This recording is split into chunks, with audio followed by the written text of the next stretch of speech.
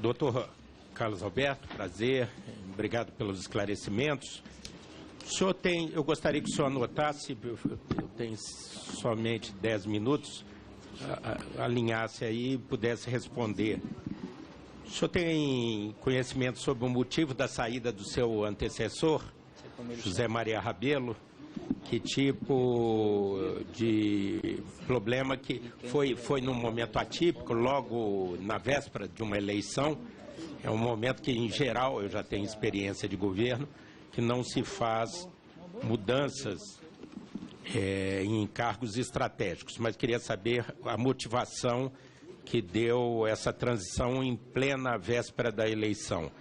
Segundo, qual é a posição do senhor em relação à política dos fundos de remuneração dos seus dirigentes?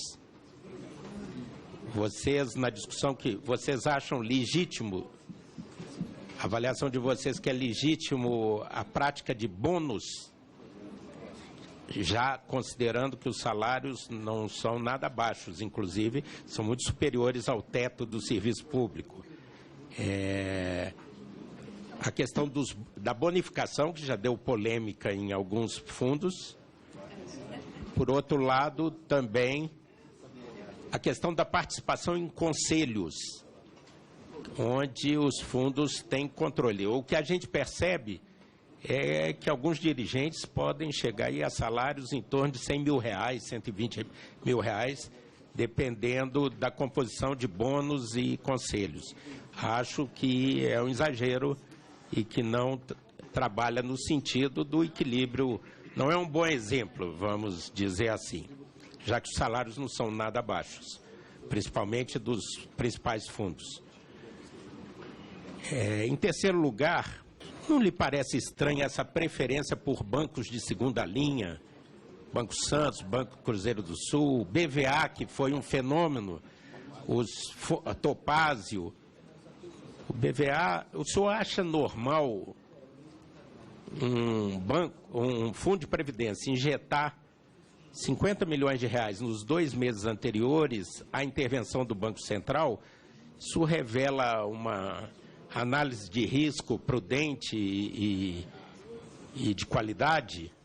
Então, queria que o senhor avaliasse esse caso dos bancos de segunda linha e de fundos também que chegam a trabalhar com anti-rating,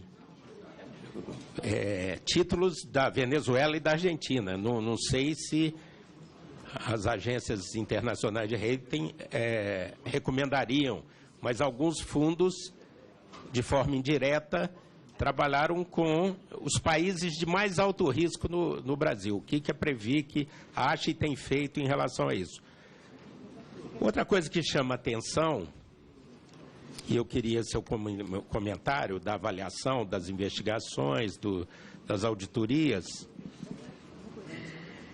investimentos convergentes de vários fundos que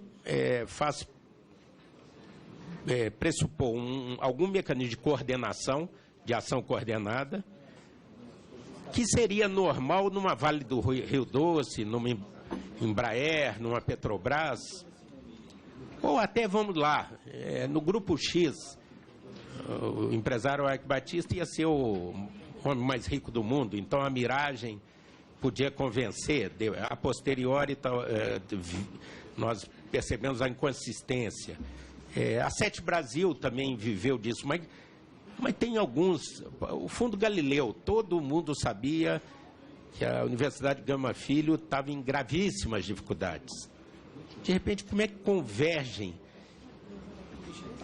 Usina Canabrava, 3 fundos, inclusive o Serpros, que vocês estão com processo de auditoria e investigação, junto com a Petros e a Postal, num péssimo momento do açúcar e do álcool, a macroeconomia, a microeconomia indicava um momento difícil do país, em crise derivada da crise internacional, microeconomicamente um péssimo momento e um empreendimento pioneiro, sem nenhuma tradição.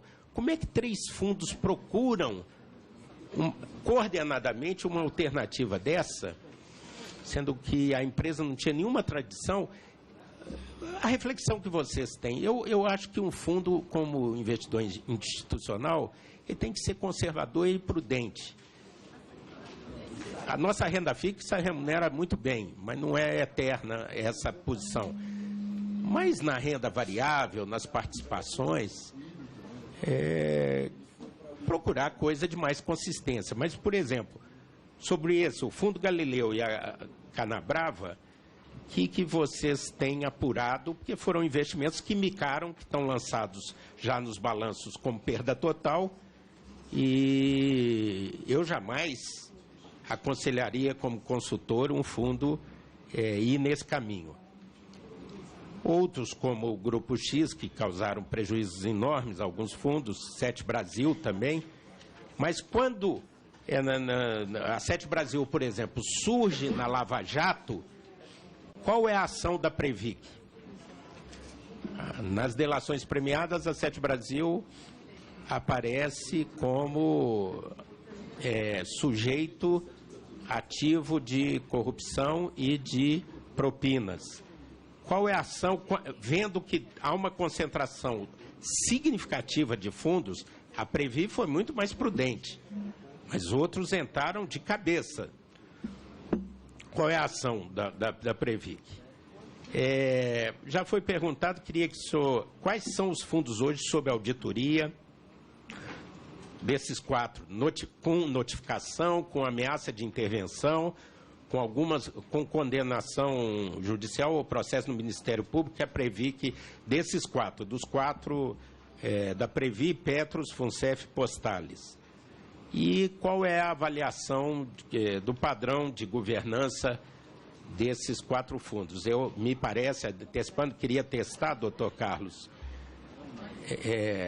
o que aconteceu na Postales é uma aventura irresponsável.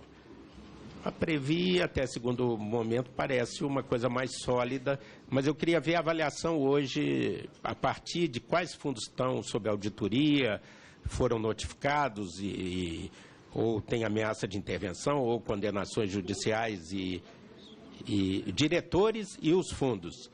Mas qual a avaliação a partir desses fatos concretos do padrão de governança dos 4 fundos?